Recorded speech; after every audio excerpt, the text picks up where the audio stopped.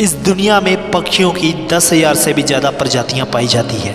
सभी के वही 2 पंजे, 2 पंख और एक गर्दन होती है, लेकिन इन्हीं में से एक ऐसा पक्षी है जिसकी एक अलग ही पहचान है, जो आसमां का सीना चीर के हज़ारों मीटर ऊपर 120 किलोमीटर प्रति घंटे की रफ्तार से उड़ता है, जो खुद के कई गुना अधिक वजन के शिकार को अपने पंजों पे दबोचकर उड़ जाता है और इसीलिए उसे पक्षियों का राजा कहा जाता है, जिसे हम बाज के नाम से जानते हैं। एक बाज इतना ऊंचा मुकाम हासिल करता है अपनी ट्रेनिंग और अपने पुनर्जन्म की वजह से। अगर आप भी इस दुनिया में एक मुकाम हासिल करना चाहते हैं तो एक बाज को बाज बनने का पूरा सफ़र आपको जानना बहुत ज़रूरी है, क्योंकि 25 से 30 की उम्र तक आने के बाद भी लोगों को रिस्क लेने से डर लगता है, लेकिन एक बाज की जीवन की शुरुआत ही एक रिस्क से होती है। जिस उम्र में बाकी पक्षियों के बच्चे सिर्फ ची ची करना सीखते हैं, उस उम्र में एक मादा बाज अपने बच्चों को पंजों में दबोचकर हज़ारों मीटर आसमां की ऊंचाइयों में उड़ने निकल जाती है।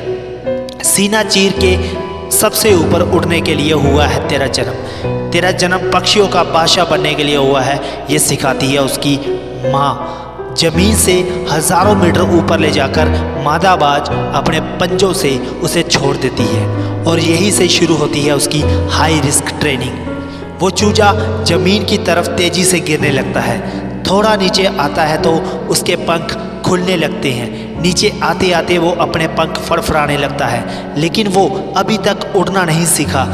वो ज़मीन से कुछ ही ऊपर होता है, ऐसा लगता है कुछ ही सेकंड में उसका जीवन समाप्त हो जाएगा, लेकिन अचानक से एक पंजा उसे अपनी गिरफ्त में ले लेता है और आप वापस आसमां में उड़ जाता है। वो पंजा होता है उसकी माँ का, जो उसके पीछे उड़ रही होती है। उसकी ये ट्रेनिंग तब तक चलती रहती है जब तक वो उड़ना नहीं सीख जाता। इतनी हाई रिस्क ट्रेनिंग होने के बाद इस दुनिया को एक बाज मिलता है। बारिश के वक्त जब सारे पक्षी आश्रय की तलाश करते हैं, तब यही बाज उसी बारिश में आसमां को चीरते हुए ऊपर निकल जाता है और बादल से कहता है तू बरस ले, कितना बरसेगा, और फिर नीचे आकर चैलेंज करता है।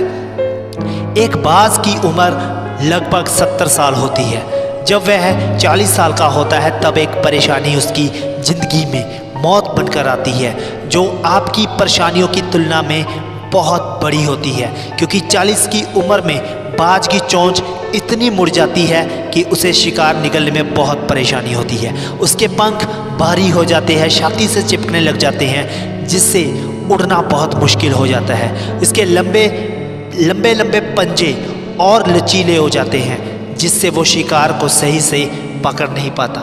अब उस बाज के पास सिर्फ 3 रास्ते होते हैं। नंबर 1, वो अपने शरीर को त्याग सकता है। नंबर 2, गिद्ध की तरह छोड़े हुए भोजन पर निर्भर हो जाए।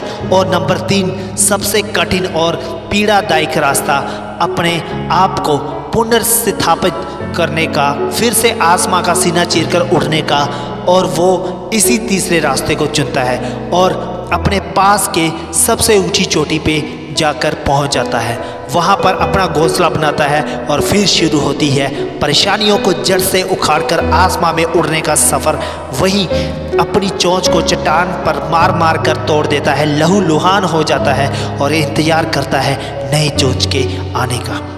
उसके बाद अपनी नई चोंच से अपने पंजों को काट देता है और फिर इंतज़ार करता है अपने नए पंजों के उगाने का। उसके बाद वह अपने एक एक पंख को अपने शरीर से अलग करता है और फिर इंतज़ार करता है नए पंख उगाने का। और इस प्रक्रिया में उसे समय लगता है पूरे 150 दिन का। इन 150 दिन की कड़ी तपस्या के बाद बाज का पुनर्जन्म होता है और फिर से तैयार हो जाता है आसमां का सीना चीरकर उड़ने के लिए। जो 3 रास्ते बाज के पास थे, वही रास्ते आपके पास भी होते हैं, लेकिन कुछ लोग पहले रास्ते को चुनते हैं और परेशानियों के तले दबकर सुसाइड कर लेते हैं। ज़्यादातर लोग दूसरे रास्ते को चुनते हैं। वो परेशानियों का बोझ पड़ते ही अपने लक्ष्य को छोड़कर एक नॉर्मल लाइफ जीने लगते हैं। और कुछ वो लोग भी होते हैं जो इन परेशानियों को लात मारकर अपनी मेहनत के दम पर बाज की तरह आसमां की बुलंदियों को छूते हैं। दोस्तों, बाज की ये ट्रेनिंग हमें बहुत बड़ी सीख देती है कि अगर रिस्क लेना पड़े तो ले लो। अपने फील्ड में अपने आप को इतना ट्रेन कर लो कि उस फील्ड में आपसे ऊपर उड़ने के बारे में सोचकर लोगों के पसीने छूट जाएं, तभी आप अपने फील्ड के बादशाह कहलाओगे। सो दोस्तों, अगर वीडियो अच्छी लगती है लाइक शेयर कमेंट करना और चैनल को सब्सक्राइब करना मत भूलिएगा। धन्यवाद। Love you guys.